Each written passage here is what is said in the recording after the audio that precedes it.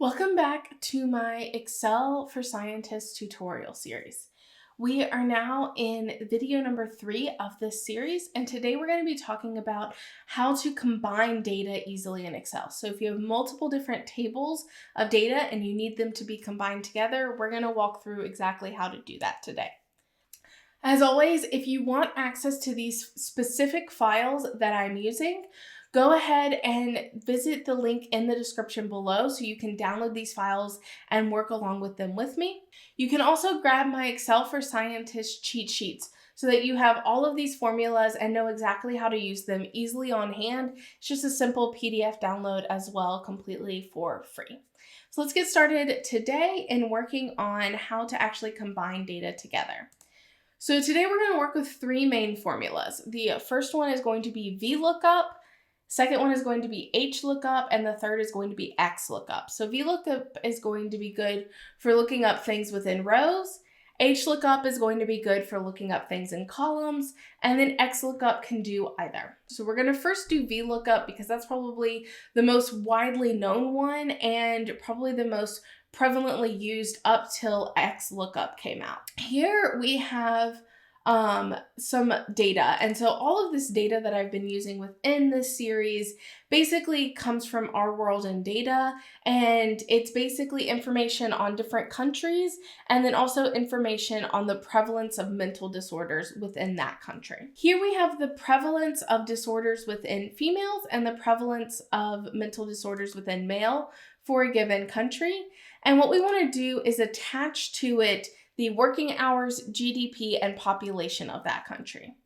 So if we look over here, we can see we can't just copy and paste these in because even the first one isn't the same, right? So this is Afghanistan, and this is Argentina. So what we want to do is actually make sure that we're pulling in the right information from the country. So what I could do is search this list for all of these and then pick that information and pull it in.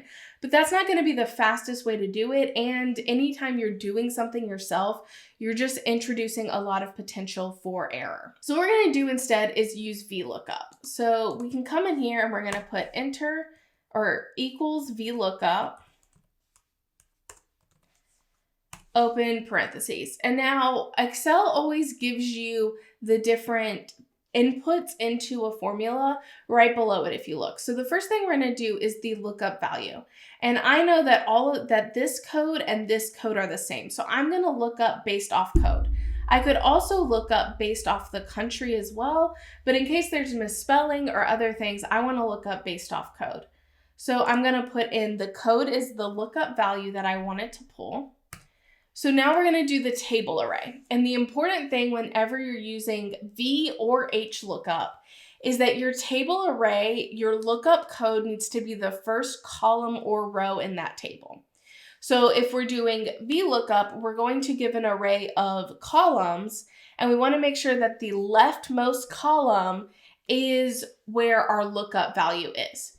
So that means instead of including all of this as the array, this would give us an error every time we tried to run it because the first column is the country and not the code. So instead, we want to give this array. And what I'm actually going to do is put $signs. So the $signs means that you're going to pull this exact every time, even if I copy and paste this into different places. I'm also going to put one on B. And so this is, in this case, your $sign is saying always pull from B, but you can change the row you're pulling from based off where you're pasting the column into. So now we're at the table array. So that's the table we want to pull from. So now the data we've given it is that it should look up this code within this column. And now we're going to tell it what information to pull back. So this is what this column index number means. It means what number in this array should it pull information from. So in our case, we want it to pull information from the second column, or the third column, sorry. So the average working hours, we want it to pull that information in from the third column. So we're just going to put in a 3. You cannot put in N. It won't recognize the actual name or the letter given to the column. You have to put in the number of the array. So since our array starts at L, our first number 1 would pull from L. So we're going to pull 3. And then the final one is really important. And I want to show you what happens when we run this without changing the range lookup. So if we just do this and press enter and scale it down, you can see all of a sudden we are getting a lot of numbers that are 1644.8379. So here's a question is, where is that number coming from? So if we control find and do 1644.8, okay, so you can see we have one number here, 1644.8379. That's the number that keeps pulling in. If we search for that exact number again, we're not finding any others. There's only one country that has that number, but it's pulling it in for all these different countries. Belgium, Bermuda, Bhutan, Bolivia. It's pulling all of these in, but it's only pulling it in from Bulgaria or BGR. So why is it doing that? And it's doing that because of that final code here. So it is optional. This range lookup is optional, but its default is true. So true means that it's going to look up an approximate match. So what that means is it's looking up BIH and it's saying, well, its approximate match is this BGR. So I'm just going to throw that number in. You can still get NAs with this approximate match. So this ALB, there's nothing like it over here that it can even approximately match. So it's not even going to try and match it. But if I put in here false, so I'm going to say the range lookup is false, which means it needs to be an exact match. So if BRB does not appear over here, it's just going to give an NA. So if I do that, and now I spread this out, you see a lot of these columns now become NA. And this is really important to know that difference there and turning that on and off, because if not, we're actually pulling in a lot of false information based off of an approximate match and not a true match. So now what we want to do is I'm just going to copy this formula, press enter and paste it here. And what I'm going to do is change this number because all of the lookup information is the same. I just want to do this. So if you want to test it on these other ones by working through the whole formula, you can. And I'm going to drop it down. So now we have that same information. And you can see that our NAs are going to align with each other. And that's a good thing because all of this information is fully filled out. There's no NAs in this table. So what that means is that this country is not present in this table. And so I'm going to do the same thing again. And you can, again, write this out to practice using this. And I'm going to change it to 5. So now a problem with this is if we wanted to do any form of formulas on this, so if we wanted to find the average working hours or anything like this, what it's actually going to do is create an NA. So let's do that real quick. If I just do average and do this, we're going to get NA. And that's because we're inputting in NAs. So you don't want to have to sit here and go through and delete all of these NAs. So I want to show you how to do this without doing that. So what we're going to do is outside of vlookup, because the NA just means there's no data there, right? So what we're going to do is put if error, open parentheses. So now we're basically going to get this value. And then if this value results in an error, it's going to go into this if error. And what we're going to tell it to do is just input blank. And so how we tell it to just output blank is we're going to have an open parenthesis or an open quotation, nothing in between it, and then a close quotation. that means that it's just going to give a blank cell instead of it being like a space within that cell or something like that that's then going to be processed by Excel differently. So now when we do this and close it, this is going to be blank. And then if we drop it down, now we're only getting out that information. So if we now try and run the average of this column, it's actually going to be able to give us that average. And so you can try that again, working through here and just adding that if error, the logical test, and then this. Wait, what? Oh, so if error, mess that up. So the logical test, the reason why we don't have to input a logical test like we do with if, is because the logical test is just, is this an error code coming back instead of an actual value coming back?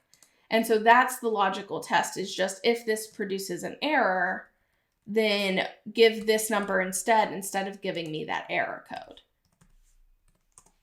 And there we go. Now we just have that information in there coming from over here. Okay, so that's the basics of vlookup. Now I want to show you Hlookup.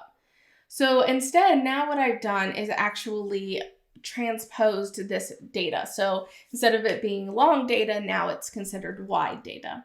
So what we want to do is pull these columns into here. And now VLOOKUP's not going to work, because if we did VLOOKUP, we would need to have our lookup data within a column. And now instead it's in a row. Our code is in a row. So now we're going to use Hlookup. So we're going to do equals Hlookup.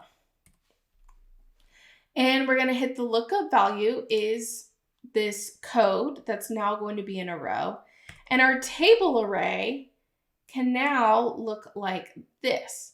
So we, again, need to make sure that code is in the first row, or the uppermost row of our new table array.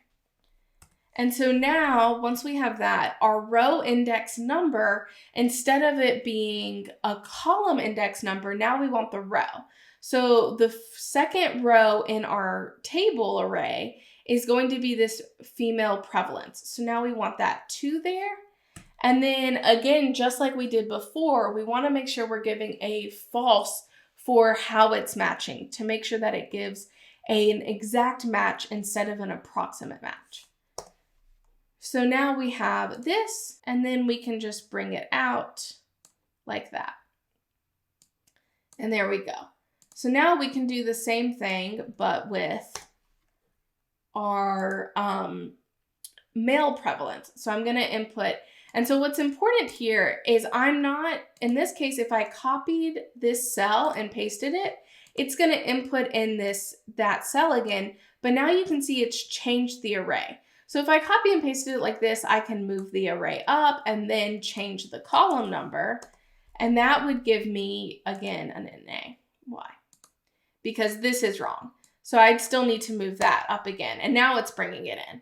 The other way to do it is just to copy the formula. So to click on it and then come up in this text box and copy your formula, and then you always need to press enter. Don't click, because if you click, it's going to change that whole formula to just that thing. So if I Control Z, press enter, and then I'm going to paste it in here. So this is what I did before, and just change the column number. So this now kept all of those other things. It didn't move it in relation to where you're pasting your formula into, because you copied it as text. And so then we can drag this over. And now we have it like this. So if you have your data like this, you're going to want to use an Hlookup. If you have it in nice columns like this, you're going to want to use a vlookup. Now, the reason why this didn't give us back any NAs is because we basically did this the opposite way. So we have a lot more data on the male and female prevalence of disorders than we do on the working hours, GDP, and population. There's just a lot more countries here. So you can see Antigua is in here, Angola, Andorra, America Samoa, that aren't in here. So based off this, the countries that have this information are all on this list. And it just happened to be that way, that all the countries that had this information were on this list, but the countries that have this information are not all on this list. So that's why we're not getting any NAs. If we did see NAs appearing, then all we would need to do is come in and paste that same if error statement that we did previously, but I'm not going to go through that all again. So now I want to show you how to do Xlookup. And so Xlookup is going to be kind of this weird combination of V and Hlookup, but it also doesn't care where your information is. So if we're going to come in here and we have these two codes again, right? So we have the country, the code, and then the different prevalences of disorders in females and males. And then we have just these country characteristics again. So now we want to pull this information in just like we did in vlookup, but I want to show you how to do it with Xlookup instead. So we're going to do equals Xlookup. So we want to do our lookup value. Again, that's just going to be the code because all of these are the same country. So there's only one code. And the lookup array. So now instead of having a table array like we did in vlookup, we just want the column or row that we're looking up. So we're going to do that. And then we're going to do a return array. So now instead of figuring out what column it is in that table array, we just want what it's actually going to return. So in this case, we're looking for female prevalence. So we want it to return this female prevalence. And then we can say, if not found, give us a blank. So that's going to include that if error statement we had before. So if it's not found, just return nothing. And then the match mode. So again, we want an exact match, which in this case is going to be a 0 instead of a false. So this search mode is important if you have potential duplicates. So if we have two different countries or two different inputs that are Argentina, then it's going to only give us one output, even though there's two different potential outputs to give. So this is going to control whether we search first to last or last to first. In this case, I know everything is unique, so I'm not actually going to include that, but I will show you what that looks like in a minute. But I am going to include exact match, so it only brings in those things. So put in the close parentheses and press enter. So now if I do this down, you can see that it's all filling in down like that. So that makes it a little bit simpler than doing vlookup where we have to give a full table and things like that. So just to show you again, I'm going to do it again in here instead of copying and pasting it over. So Xlookup, what are we looking for? We're looking for the code. Where are we looking for it? In this code file. What do we want it to return? We now want it to return the male prevalence. And then what is it going to do if not found? So if not found, I always have it report as a blank. You don't want it to report as 0 because we don't know that it's actually 0. It's just doing if not found. And then the match mode, again, we're going to do exact and we're going to close it. So now we're bringing in this data appropriately and you can always check it. So Argentina is here. It's 17.54 and 13.66, and there you go right there. But we haven't had to go through and actually check through this data. So now what I want to show you is what if there's multiple different criteria that you're going based off of. So if we come into this fourth sheet, you can see now we have multiple inputs for country because we have multiple years. So now if what we do before, so we're going to do Xlookup again. So if we do Xlookup, the lookup value is going to be China or the code CHN. The lookup array is going to be within this code file. The return array, we're going to look for the female prevalence. So this is what we're going to look for. And then if not found, again, just put in blank. We want an exact match. So this is the same thing we did before. So we're not doing approximate matches. And then we're going to tell it to search first to last. So it's going to start at the beginning of the table and look down. So now we're going to get 11.86. So if we do all of this, you can see all of China now has 11.86. But the question is that actually true? So if we scroll down and look at this, we can see here's 3 different Chinas, 3 different years, all with different numbers. So now it's not actually pulling in that data correctly. All it did was looked for the very first China within this, or the very first code CHN, because we told it to search first to last, and it just pulled in that number, which is this number right here. So we're not actually getting accurate data based off the year because of this. If we came in here and changed this last thing to search last to first, so we're going to give it a -1, you're going to see it's going to pull in a different number. But that number was just the last number in this series and not actually the correct number for the year. So what we instead want to do is feed in multiple criteria into this Xlookup command. So what we're going to do is how we're going to do that is actually using the ampersand sign. So we want to do that in 2 different places. We want to do it in the lookup value and the lookup array. So what we're going to do is add in this ampersand sign. So now we're going to tell it to look for the code and the year. And so now what we need to do is have this exact same thing. So the important thing is this is actually going to match based on its position. So it's going to look for B2 in L to L. It's not going to look for C2 in L to L. So we need to tell it where to look for the year. And we want it to look for the year in this column.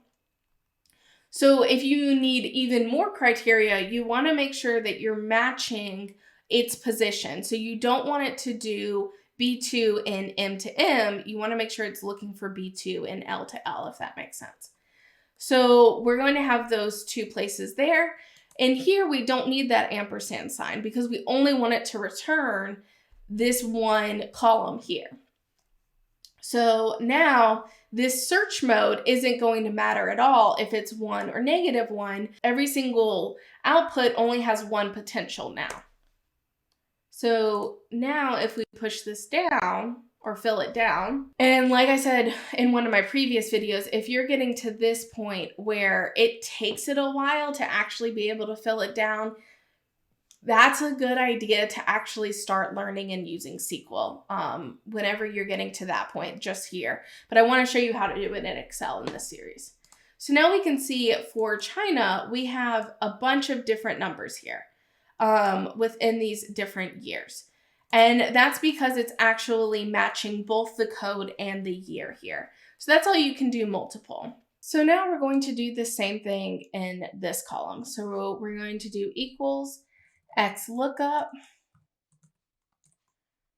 do the lookup value of both the code and the year, comma, the columns or lookup arrays of the code and the year over here, because that's where we want it to look up, comma, the return array, we want this column instead, so it's actually pulling in the male prevalence instead of the female prevalence. And then if not found, we want it to pull in nothing or a blank. And so the match mode again is we're going to do exact. And now I'm going to completely ignore the search, which means it's going to search first to last. But because I have both conditions in here, it's not going to matter because over here, they're all unique. So if I press enter and then I'm going to fill down. So there it goes. It takes it a minute to do. So now we have 11.705 and 11.2589. So I'm going to search in here for CHN, and that was in 1990. So let's look for CHN. There we go.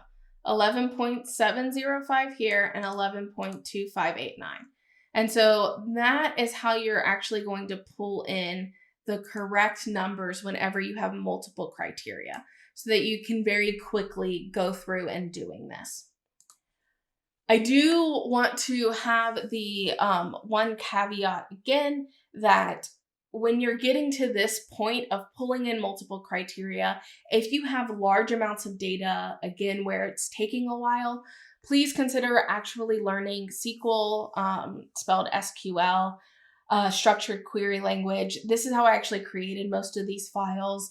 And again, I'll probably do a series later on. If you're interested in me doing that series quicker, leave me a comment below so that I kind of know that you're actually interested in learning it. And that is the basics of combining data. In the next video in the series, I'm going to teach you how to filter and sort your data so that you can more easily work with it after you have it combined. I hope this video was helpful, and I look forward to seeing you in the next video.